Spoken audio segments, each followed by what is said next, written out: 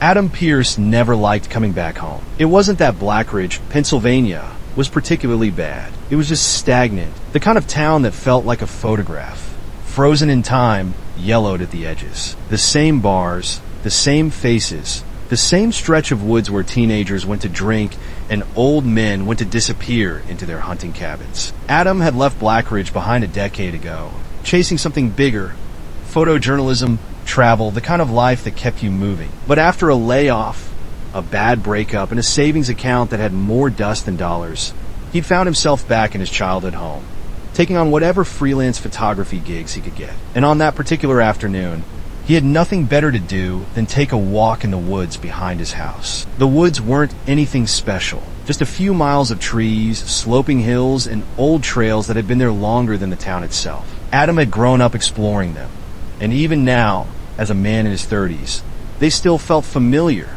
like the background of an old memory. Crunching over fallen leaves, camera slung over his shoulder, he followed a path he hadn't taken in years. The deeper he went, the quieter it got. No distant hum of cars, no voices, just the occasional rustle of something small darting through the underbrush. Then about a mile in, he saw it, half buried in the dirt just off the trail, an old film camera. At first, Adam thought it was a trick of the light, but as he got closer, he could see it clearly. An old black 35mm camera, scuffed and covered in dirt. The strap was torn. The lens was cracked at the edge, but it was intact. He crouched down, brushing the dirt off. No visible brand, no markings. Just there. Someone must have dropped it. But when? The thing looked like it had been out here for years. Out of habit, he pressed the shutter button. Click. The film still advanced. That meant there was something inside. Curious, he turned it over, popped the back open. Inside, a half-used roll of film sat nestled in place. Something about it made his skin prickle. Who left this here? And what were the last pictures they took? A breeze moved through the trees, rustling the dead branches. Adam exhaled, shaking off the uneasy feeling. It was just a lost camera, probably dropped by a hiker years ago. Still, something told him to take it. He slung it over his shoulder and started heading back home. That night, Adam sat at his desk, staring at the camera. He had dropped it off at Jack's photo lab earlier, a small, outdated shop in town that still developed film. Jack, the owner, had given him a weird look when he handed it over. "You sure this thing's gonna work?" Jack had asked, turning the camera over in his hands. "Looks like it's been through hell." "Dunno," Adam had shrugged. "Figure it's worth a shot." Jack had said he'd have the photos ready in the morning. Now, Adam sat in his dimly lit office, sipping a beer, scrolling through his emails. His freelance gigs had dried up, and he was running out of ways to stretch his money. Maybe he'd find some old prints worth selling. Maybe he'd just leave Blackridge again, this time for good. Outside, the wind howled against the house. Then a sound, a rustling from the backyard. Adam froze, his fingers hovering over the keyboard. He turned his head toward the window, but it was too dark to see anything beyond his own reflection in the glass. Probably a deer or a raccoon. Still, the unease from earlier hadn't fully faded. After a moment, he stood up, locked the back door, and turned off the lights. Whatever it was, he didn't need to see it. The next morning, Adam walked into Jack's photo lab, already regretting the black coffee he'd downed on the drive over. His stomach was tight with something, anticipation, maybe, or just that nagging, inexplicable feeling that had been creeping over him since he found the camera. Jack greeted him with a nod, handing over a yellow envelope. "Got your pictures," he said. Then after a pause, "They're weird." Adam frowned. "Weird how?"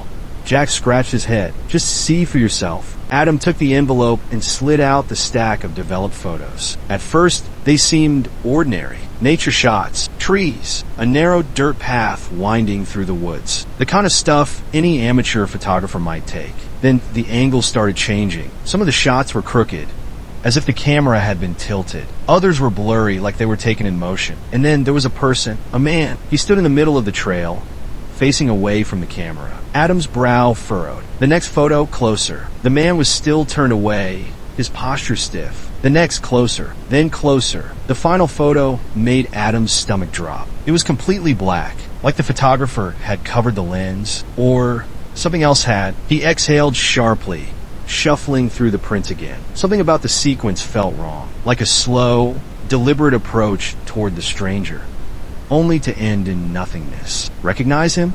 Jack asked. Adam shook his head, but something deep inside whispered that he should. That night, Adam couldn't sleep. He sat in his office, staring at the photos under the harsh glow of his desk lamp. He kept going back to the last clear one, the one where the man was almost within arm's reach of the photographer. There was something off about him, something about the way he stood. Then Adam noticed it. The man's feet weren't quite touching the ground. A chill ran down his spine. A trick of the shadows?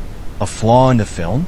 He leaned back, rubbing his eyes. It didn't matter. It was just a weird old roll of film. Somewhere outside, the wind picked up again. Branches scraped against the side of the house. Then a thud. Adam's breath hitched. The back porch. Slowly, he reached for his phone, his pulse hammering. Then his motion detector light flicked on. For half a second, the backyard was bathed in pale yellow light. And in that moment, just before the bulb flickered out, his shadow moved, right where the woods began. Watching, waiting. Adam didn't move, didn't breathe. Then the light went out, and the darkness swallowed everything whole. He didn't sleep that night. He sat in the dark, heart thudding against his ribs, staring out the back window. The motion light had stayed off since the last flicker, leaving nothing but a black void beyond the glass. Had there been someone there?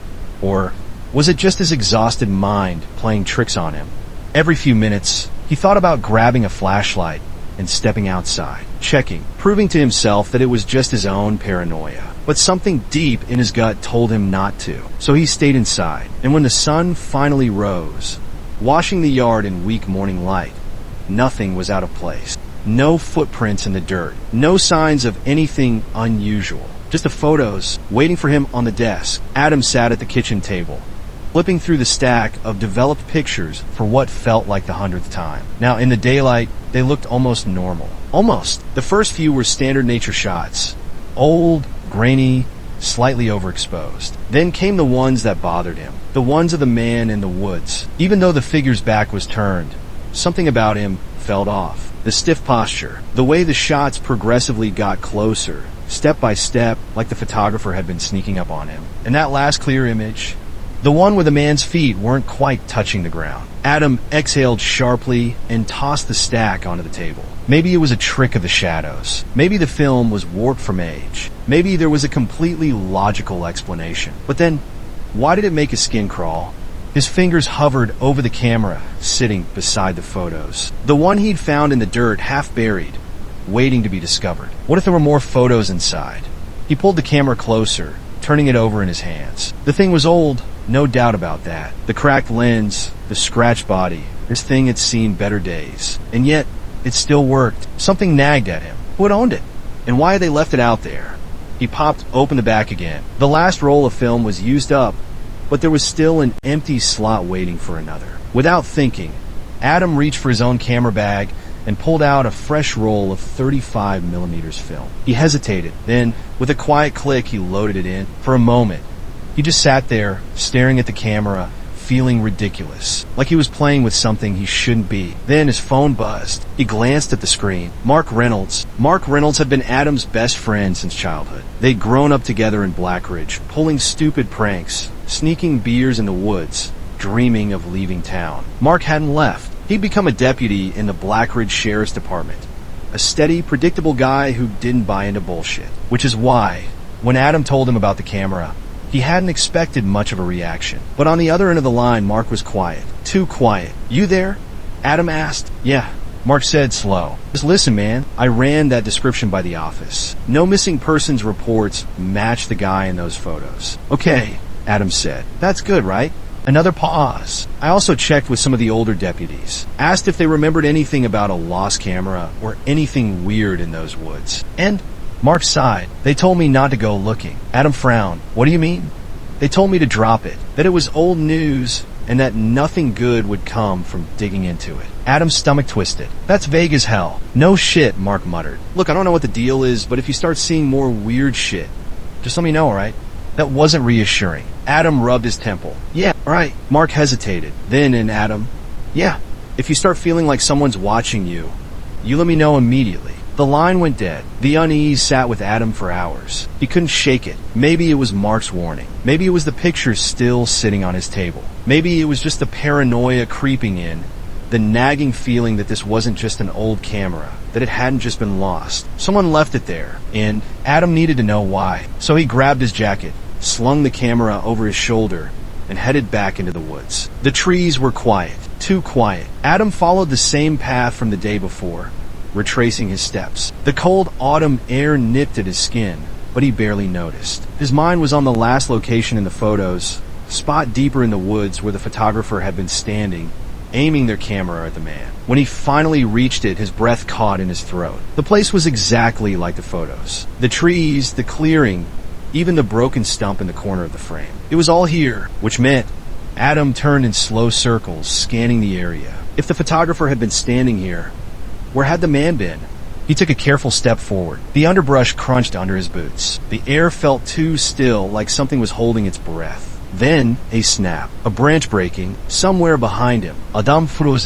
His grip tightened on the camera strap. He turned slowly, pulse hammering. The woods stretched out, empty and endless. But something was wrong. The stillness, the silence, like the forest itself was watching. He exhaled sharply, shaking off the creeping paranoia. There was no one there. Then, on instinct, he lifted the camera to his eye and took a shot. Click. The sound echoed. Adam lowered the camera, exhaling. Nothing. Just his imagination. He turned and started back toward the house. That night, Adam sat in his office, developing the photo he'd taken. He moved through the motions mechanically, mixing chemicals, dunking the film, letting the image slowly take shape in the dim red glow of the darkroom light. It was only when he finally pulled the finished print from the solution that his breath caught. He stared at the image, heart hammering. There in the middle of the photo, a figure, far in the background, almost imperceptible, standing just beyond the trees, watching. Adam's stomach twisted. He had been alone in those woods, hadn't he?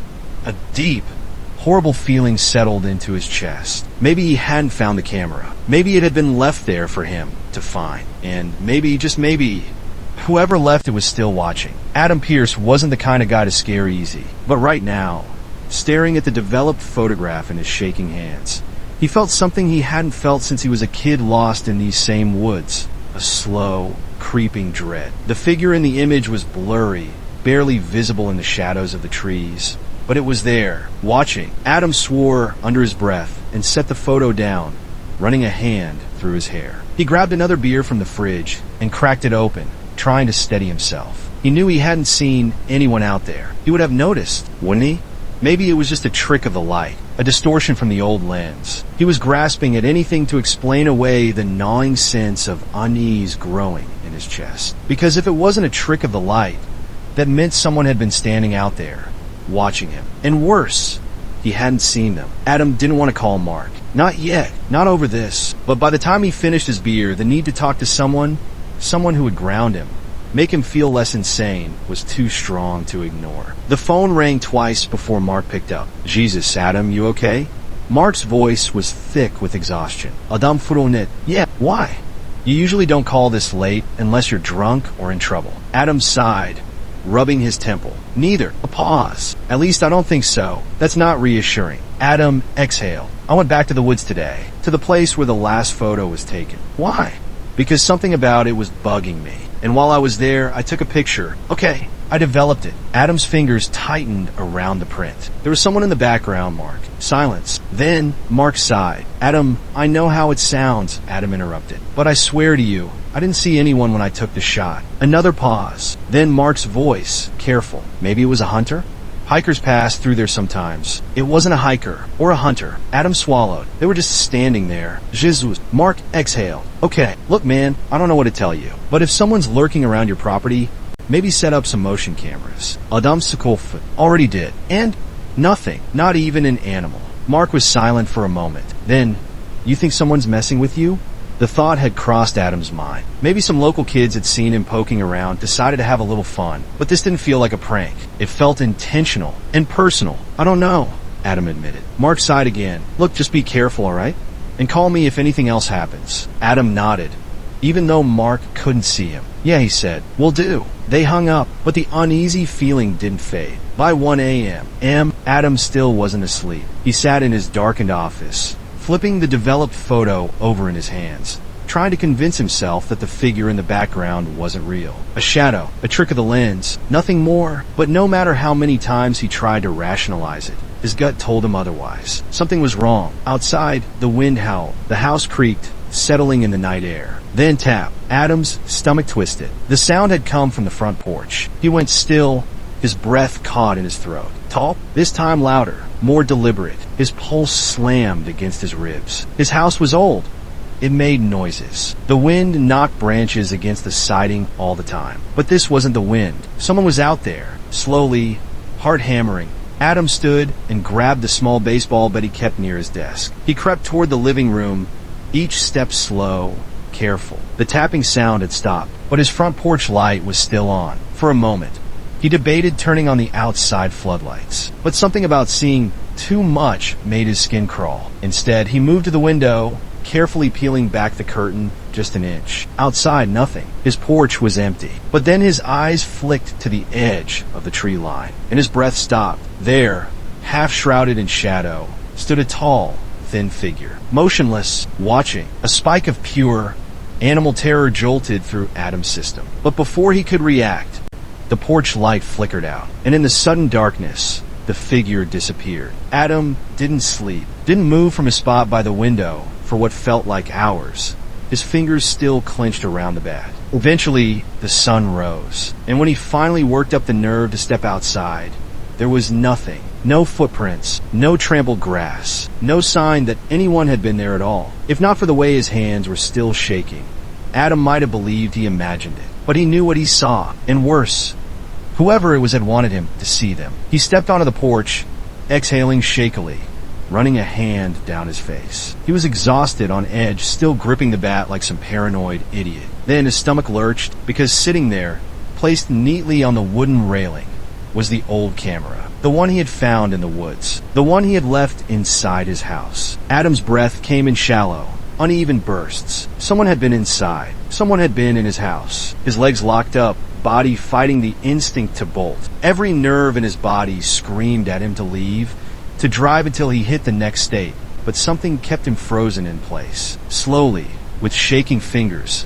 Adam reached for the camera. He swallowed hard. Then, with a quiet, deliberate click, he pressed the shutter button. A soft whir as the film advanced. And then, in the silence, somewhere deep in the woods, a camera shutter clicked in response. Adam stood frozen on his front porch, heart hammering so hard it felt like it might bruise his ribs. The old film camera sat in his trembling hands, exactly where it hadn't been the night before. And somewhere, out in the trees, hidden in the thick morning fog, another camera had just clicked. A cold wave of nausea rolled through him. He strained his ears, waiting. But the woods had already settled back into silence, as if whatever had been out there had vanished, like it had never been there at all. Mark showed up an hour later, his patrol car crunching over the gravel driveway. He took one look at Adam and let out a low whistle. "You look like shit." "Thanks." Mark stepped onto the porch, eyeing the old camera still in Adam's hands. "So let me get this straight.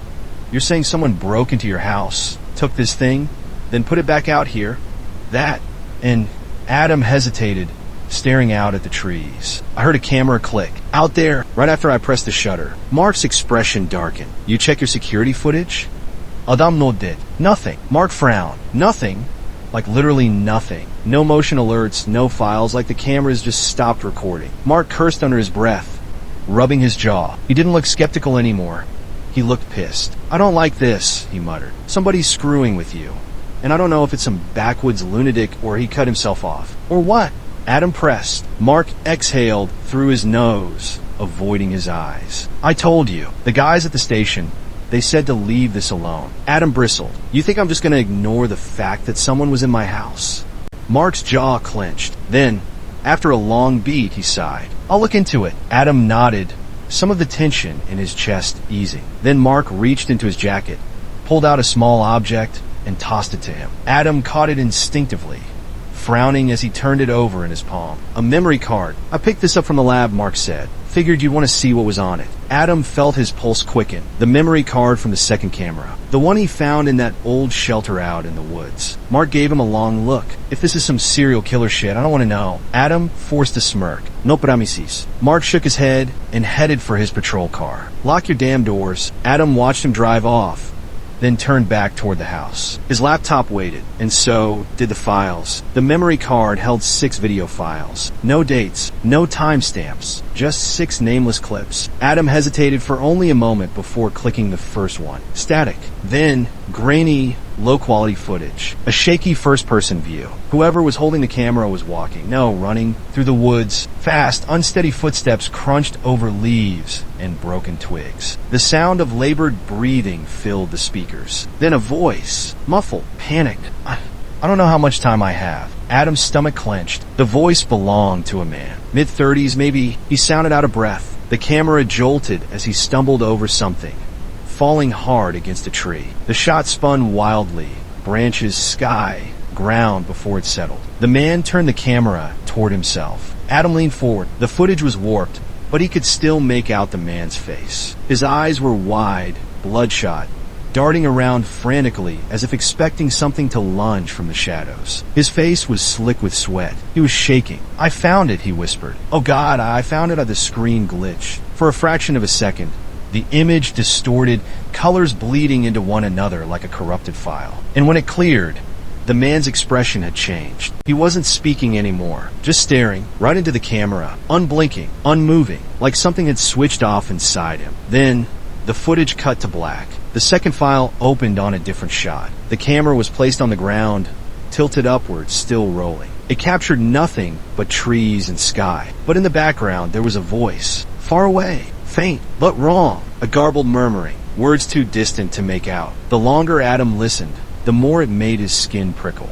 Then a movement, something passed in front of the camera, too fast to see, a glimpse of legs, and then, from off-screen, a sound that made Adam's entire body go rigid. A single camera shutter clicking, the screen went black. Adam hesitated before clicking the final file. The moment it started, he knew something was different. The screen was completely dark. No trees, no sky, just blackness. Then a voice, soft, weak, barely above a whisper. "They're watching." Adam's skin turned to ice. A scraping sound, a wet, shallow breath. Then closer to the mic, "They never left." Click, a camera shutter, then a flicker of movement, a flash of white, a distorted face. The video cut out. Adam sat in stunned silence, heart pounding against his ribs. The footage had ended, but something deep inside him told him it wasn't over. His hands were clammy, his breath uneven as he leaned back, trying to process what he had just seen. The man in the video, he had been running from something, and whatever it was, he hadn't escaped. A sudden noise made Adam jump. His phone, a text. His stomach twisted as he picked it up. The message was from an unknown number, and it contained a single image. A photo, a grainy,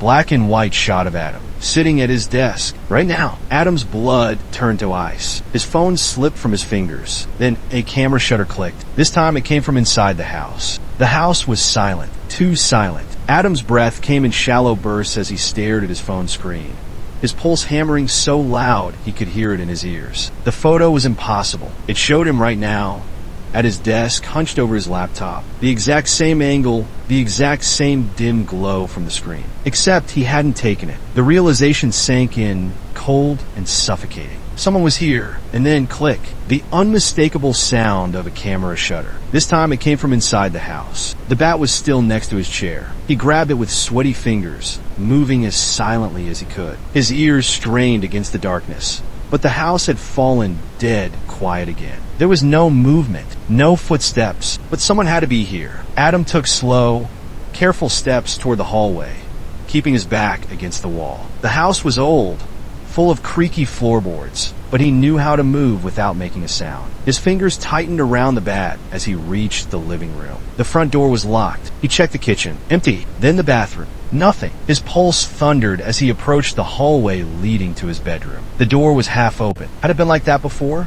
He couldn't remember. Slowly, he raised the bat and nudged the door open with his foot. The hinges groaned. The room was empty, but something was wrong. It took him a moment to realize what. The closet door. It was open just an inch. A sliver of darkness between the wood and the frame. Adam swallowed hard. He could feel it now. The same suffocating presence he had felt in the woods. The sense of being watched. His hands felt slick against the bat handle. A deep breath. Then he reached out and swung the closet door open. Nothing, just his clothes hanging limply shadows stretching into the corners. But then his stomach twisted because one of the hangers was still swaying, as if someone had been there, standing inside, waiting, and had just left. Adam didn't sleep. Not that he could. He sat in his office, staring at the security camera feed on his laptop, fast-forwarding through the last few hours. If someone had been inside, they had to be on camera. His eyes darted over the 4 feeds. Front porch. Nothing. Backyard. Empty. Hallway. Still. Living room. Silent. Then his breath hitched at 2:13 a.m. The hallway feed glitched. A single, flickering frame of static. Then, for less than a second, an image appeared. Adam's stomach dropped. A figure. Tall. Thin. Standing at the end of the hallway, facing the camera. The frame disappeared in an instant, cutting back to an empty hallway. Adam Rivon paused. His fingers trembled as he stared at the frozen image. It wasn't clear. The distortion made the figure's features impossible to make out, but something about it felt wrong. The shape was off, the way it stood, unnatural. And the worst part?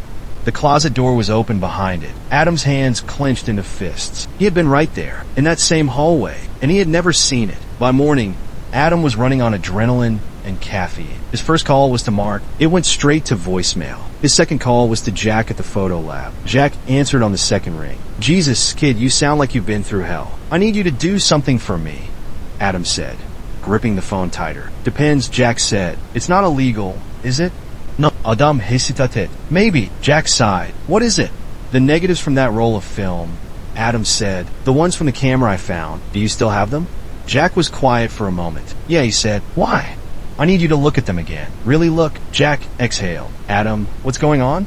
"I don't know yet," Adam admitted. "But something's not right." Jack didn't argue. "I'll check them out," he said. "Swing by later." Adam nodded, ending the call. Then he stared at his laptop screen again, at the figure in the hallway. Something in his gut told him this was just the beginning. And whatever was happening, it wasn't over. Not even close. Jack never called back. By the time noon rolled around, Adam had already left 2 voicemails and a couple of texts. Nothing. He paced his kitchen, chewing the inside of his cheek, checking his phone every few minutes. Jack wasn't the type to ignore him, especially not after the way their last conversation ended. Something was off. The day stretched on, slow and heavy. The hours crawled by, and still, no word. By 5 p.m., Adam had had enough. He grabbed his keys and drove into town. The smell hit first. Acrid, chemical, metallic. The kind of sharp, coppery scent that clung to the air long after blood dried. The red light flickered weakly overhead, casting everything in a sickly,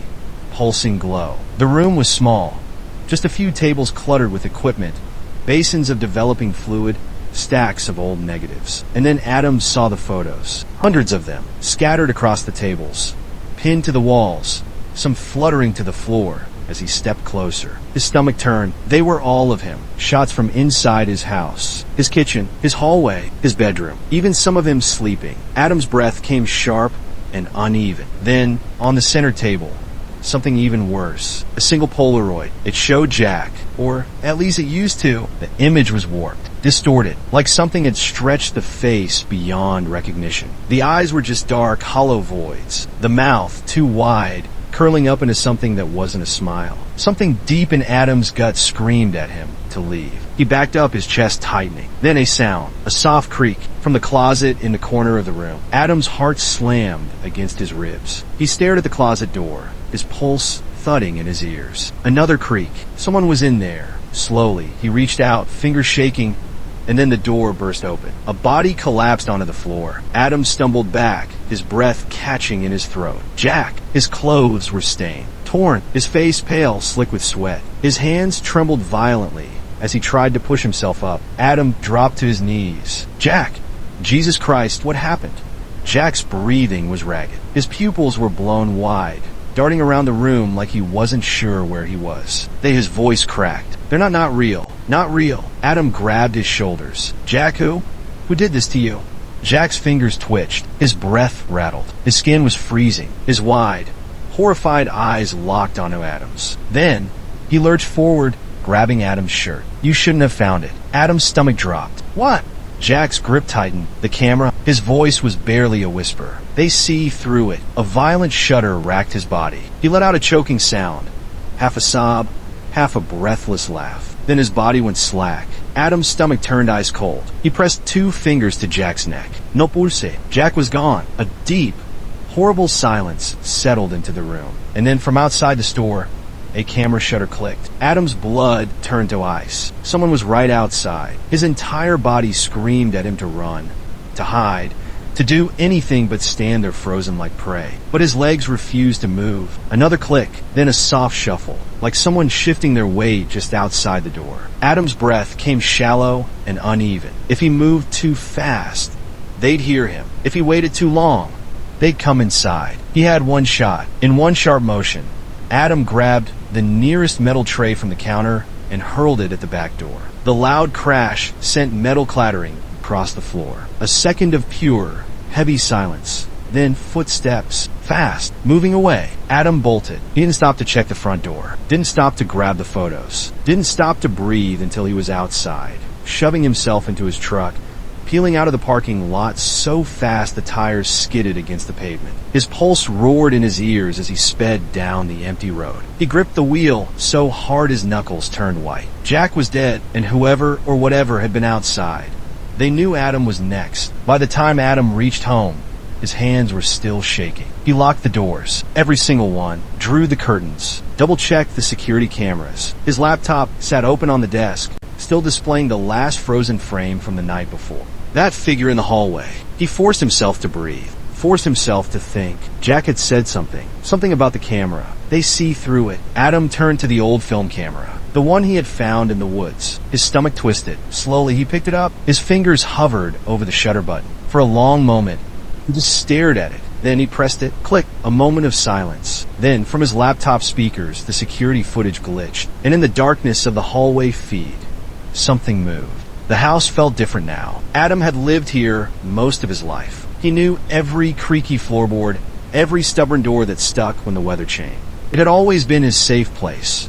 Until now. Now, every shadow stretched too long. Every reflection in the darkened windows felt like it was watching him. He hadn't turned off the lights yet. He was afraid to, because the moment he did, he knew he wouldn't be alone. Jack was dead. The thought came in waves, crashing over Adam in sharp bursts of realization and denial. He had died in that cramped little darkroom, surrounded by photos of Adam, pictures of his house, of him sleeping, of moments he hadn't even known were being captured. Someone had been inside. Someone had been inside for a long time. Adam felt sick. His fingers clenched the edge of his desk so tightly his knuckles turned white. Jack had tried to tell him something before he died. You shouldn't have found it. The camera, they see through it. His eyes drifted to the old camera sitting next to him. The same camera he had found in the woods. The same camera that had started all of this. He reached for it slowly, the weight of it heavy in his hands. His thumb hovered over the shutter button, his breath shallow. Jack's words echoed in his mind. They see through it. Click. The sound made him jump. His laptop screen flickered. Adam froze. On the security camera feed, one of the motion sensors had just triggered. Something moved outside. Adam switched to the backyard camera feed. At first, there was nothing but the usual sight.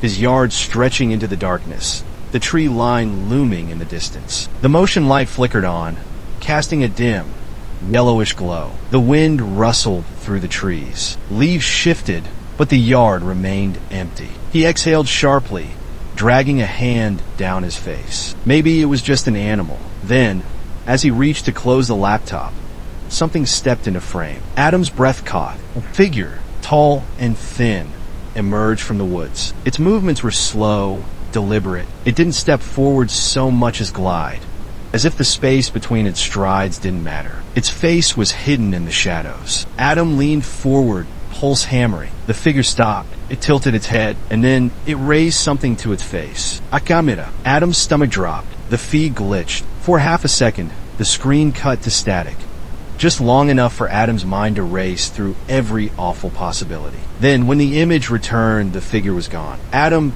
barely registered grabbing his keys. His body moved on instinct, his thoughts a haze of adrenaline and cold, creeping fear. He needed answers. He needed to go back. Not to the woods. Not yet. To the police station. The drive into town was a blur. The streets of Blackridge were nearly empty.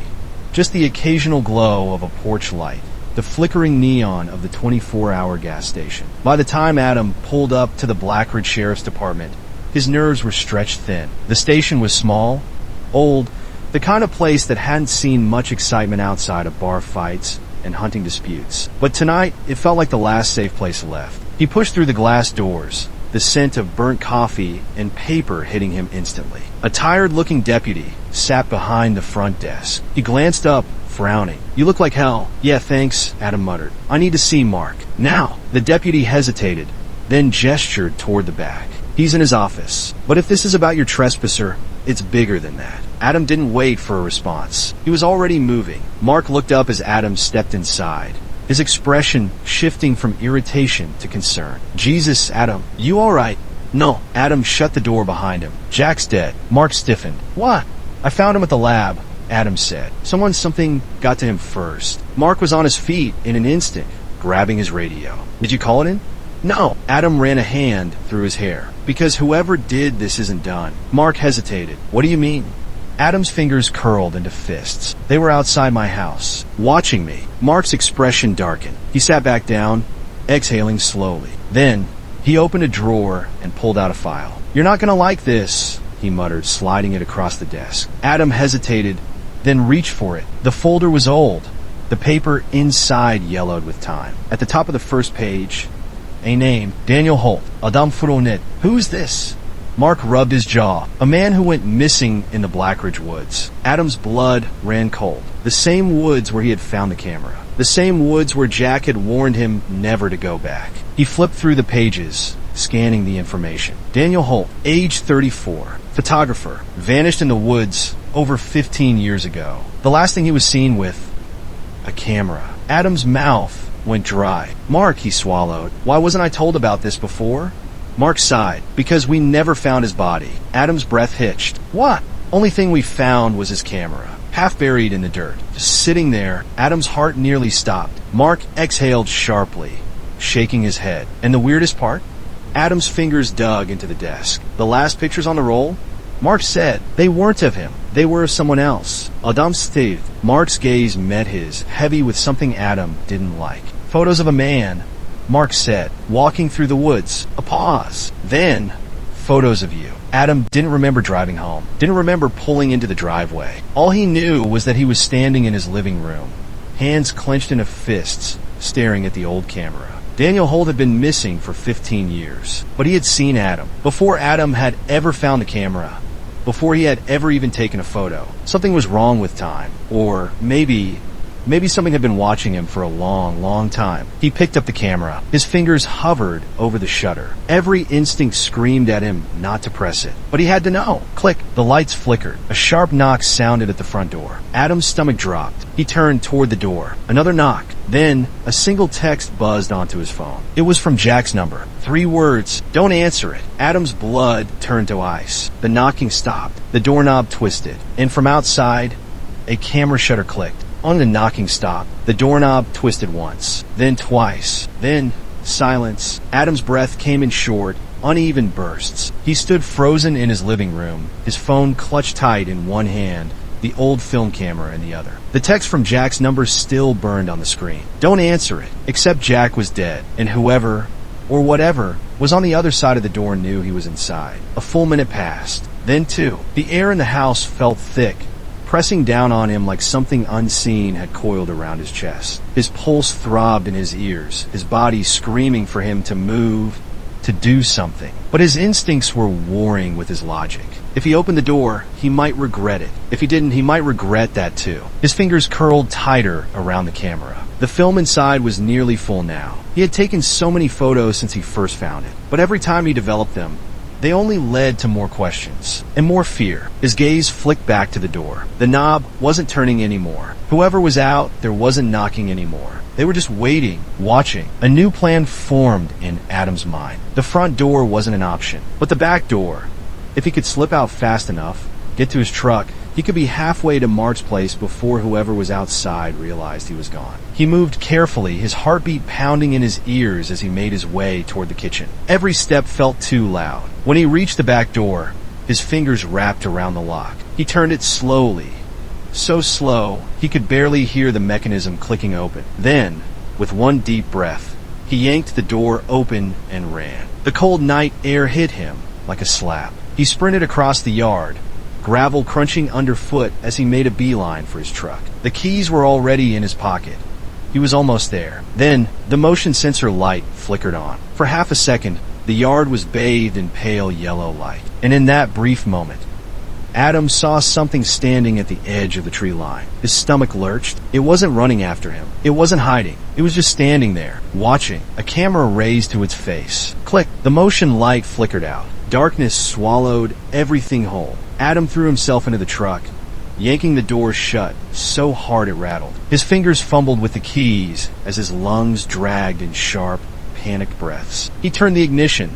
The engine roared to life. Headlights blazed through the night. Adam threw the truck into reverse, tires kicking up gravel as he backed out onto the road. The moment he was clear, he slammed the gear into drive and floored it. The trees blurred past, the high beams carving a path through the endless dark. His hands were shaking. His mind raced. He should go to Mark's, or anywhere but here. He should buzz. His phone vibrated on the passenger seat. Adam risked a glance. A new text. No number. Just another photo. His stomach twisted. With one hand gripping the wheel, he reached over and opened the message. The photo loaded instantly, and Adam's breath caught. It was his truck, taken from somewhere up ahead, as if someone was already waiting for him. A fresh wave of panic surged through him. He hit the gas. The highway out of Black Ridge was a straight shot, but something was wrong. He had been driving for almost 20 minutes. By now, he should have reached the fork in the road that led toward Mark's place. Except,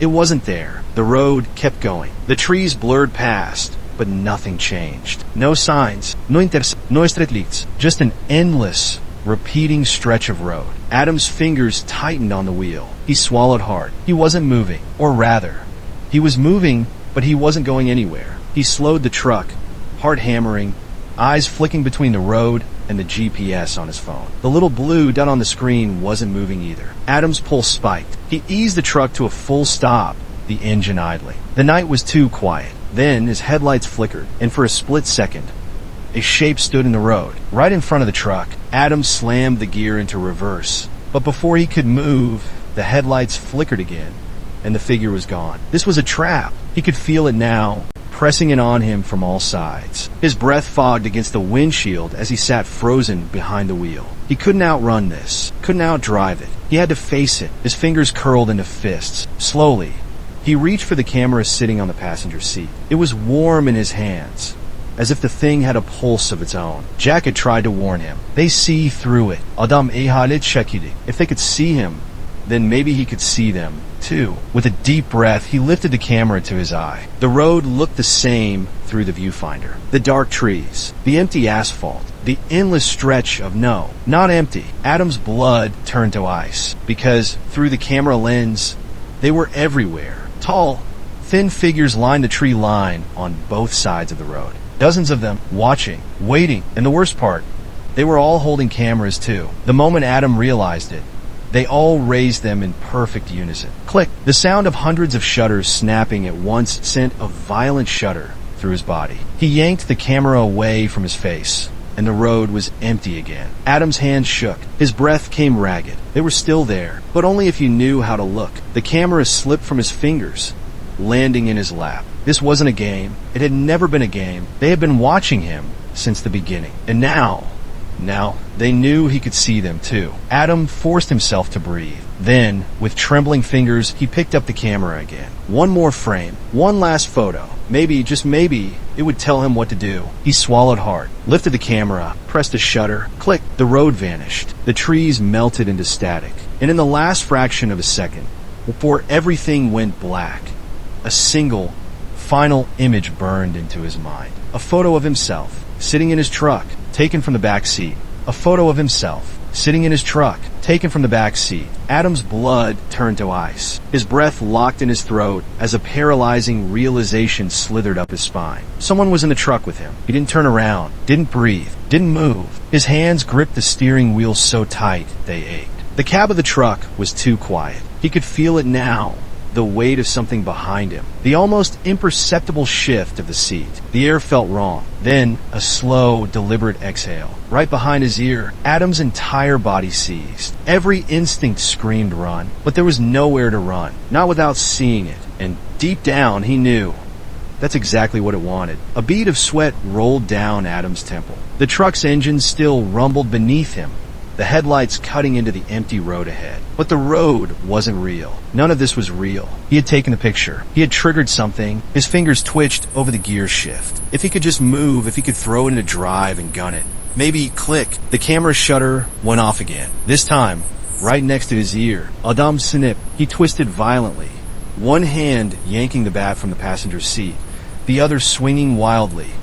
But the back seat was empty. No one was there. No camera. No shadowy figure. Just the faint imprint of where something had been sitting. Still warm. His breath came in short, ragged bursts. His hands were shaking. Then, the truck lurched forward. Not by his doing. The tires skidded against the asphalt, the entire vehicle shuddering as if something had just shoved it from behind. Then again and again, a steady, deliberate push. Adam's pulse spiked. He threw the truck into drive and floored it. The wheels screeched against the pavement, the truck fishtailing wildly before finally launching forward. The moment it moved, the headlights flickered, and for the briefest second he saw them, standing in the middle of the road. Dozens, no, hundreds, tall, too tall, thin, too thin, every single one of them holding a camera, all aimed at him. Click. The moment the cameras flashed, the road warped. The trees twisted into black, jagged shapes. The sky blinked, pulsing between darkness and static.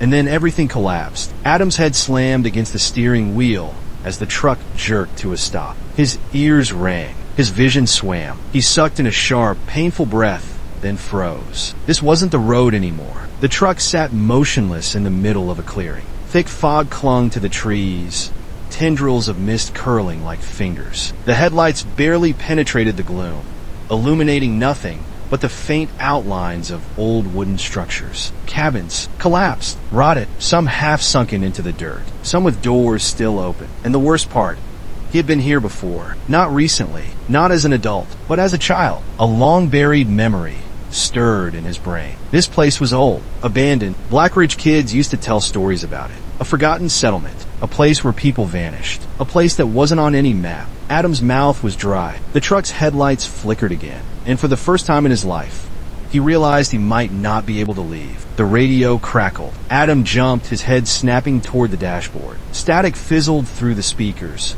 warping and distorting like a half-tuned station. Then, a voice. Not a stranger's. Not something inhuman. His own. "You shouldn't have come here." Adam's stomach twisted into knots. The voice on the radio, his voice, sounded wrong. Layered, like a recording of himself from a different time. They were always watching. A burst of static. Then a camera shutter clicked through the speakers. Adam reached out and slammed his fist against the radio. The sound cut out instantly. Silence pressed in around him. Then outside, from somewhere deep in the fog, a voice. Distant, calling out. His own voice. "Hello?"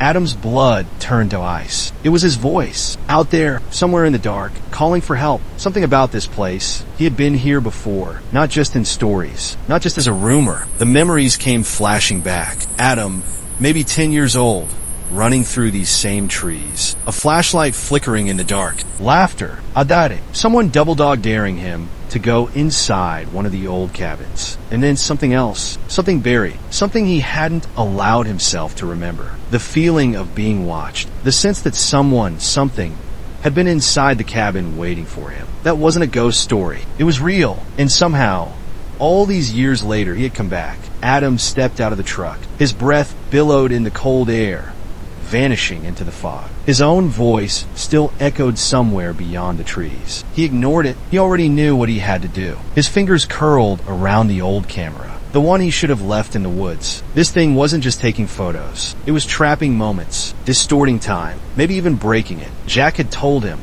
they see through it. But maybe you could see them too. His heartbeat pounded against his ribs. Slowly, he raised the camera. His thumb hovered over the shutter. Then he pressed it. Click. For the first time, Adam saw everything. The fog peeled back. The settlement wasn't abandoned. The cabins were full. Faces stared at him through broken windows. Figures stood in every doorway, motionless, watching, waiting, all of them holding cameras. And in the middle of it all, a man, standing right in front of Adam. Not a shadow, not a blur, a real person. Adam's breath hitched, because he knew that face. It was in the files Mark had shown him. It was on the missing persons report from 15 years ago. It was the man from the last roll of film. Daniel Holt. He looked right at Adam, and he smiled. Click. The camera shutter snapped, and the world went black.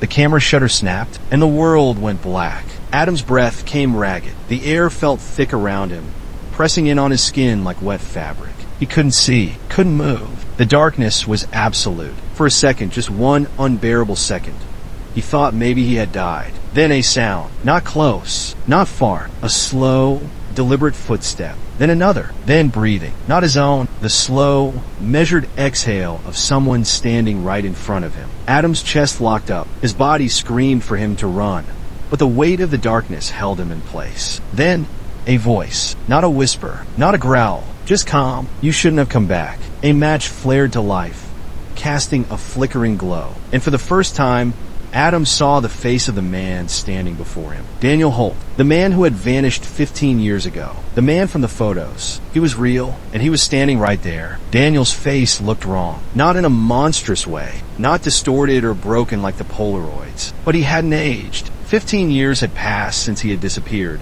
But he looked exactly like he did in the last developed photo. Like time had just stopped for him. Adam's pulse hammered. His voice came out hoarse. Where am I? Daniel's expression didn't change. You already know. The match burned lower, the glow casting deep shadows along the angles of his face. His eyes flickered toward the camera still clutched in Adam's shaking hands. You took the picture. Adam swallowed hard. Where did they take me? Daniel tilted his head. They didn't take you. He paused. Adam's breath hitched. The world around them shifted. Not physically. Not like the roads warping or the trees bending, but like something had peeled back. Shapes emerged in the dark. Faint outlines of cabins, of doorways, of figures standing in the distance. And then the cameras, hundreds of them, all held by motionless figures, waiting in the dark. Watching, waiting. Adam's stomach lurched. His voice was barely a whisper. What the hell is this? Daniel exhaled slowly. The last frame, Adam's hands tightened around the camera. He shook his head. No, this isn't real. This is some kind of trick. I was driving. I was on the road. Daniel took a slow step closer. You were, he said. But then you took the picture. Adam's heart pounded. Something was terribly wrong. He remembered the moment, holding the camera in the truck, lifting it to his eye, pressing the shutter, and then nothing. Daniel's voice was quiet. That's how it happens. Adam swallowed against the dryness in his throat. How what happens? Daniel's face was unreadable. You take the last picture, he said, and you become part of it. Adam's pulse spiked. No. He took a step back. No, that's not. But he couldn't finish, because deep down he knew this wasn't a place. This was a photo, a moment stretched and captured, looping forever. And he had stepped into it. Adam's head spun. The settlement, the old cabins, the way the figures never truly moved, just shifted slightly when the lights flickered. They weren't people. They were fragments, frozen in time, captured inside the camera's last frame. His breathing turned ragged. How do I get out? Daniel's gaze flickered. A slight frown. I don't know if you can. Adam's stomach clenched. No, there has to be a way. His grip on the camera tightened. You got here the same way I did. There has to be a way back. Daniel was silent. Then, slowly, he reached into his pocket and pulled out a photo. Adam hesitated before taking it. The second he touched it, the air seemed to vibrate. The photo was black and white, faded, a little warped at the edges, but he recognized the image instantly. A photo of himself, standing in the woods, holding the camera. Adam's throat locked up. Daniel exhaled through his nose. They've been watching you for a long time. Adam tore his eyes away from the photo. How? His voice was barely audible. How do I stop this? Daniel's gaze was heavy. You don't. The figures at the edge of the clearing shifted. Adam felt it more than he saw it. A ripple in the frozen moment. A slow turning. Hundreds of unseen eyes locked onto him. He was running out of time. His heart pounded against his ribs. There had to be a way out. There had to be a way to break the frame. Then he knew. The same way he had gotten here. The same way Daniel had gotten stuck. The same way every single one of these people had been trapped. The last picture. Adam lifted the camera with trembling hands. Daniel's eyes widened. Adam, click. The shutter snapped. The world fractured. For a split second, the figures in the clearing lurched forward, as if breaking free. The cabins collapsed, the skies split open, and then everything vanished. Adam woke up in his truck, his body jerked upright, sucking in a sharp, ragged breath. His pulse roared in his ears. His hands shook violently. The engine was still running. The road stretched before him, exactly where he had been before. For a moment, he couldn't move, couldn't think. Then, his gaze snapped to the passenger seat. The camera was gone. His stomach twisted. Slowly, he turned toward the back seat. Nothing. No one. But on the dashboard, a single developed photo. Hands shaking, Adam reached for it. The moment his fingers touched the paper, his breath caught. The photo was black and white. It showed his house, his front porch, and standing just beyond the tree line, a figure, holding a camera, watching, waiting. Click! A camera shutter sounded from outside. And Adam knew it was never over.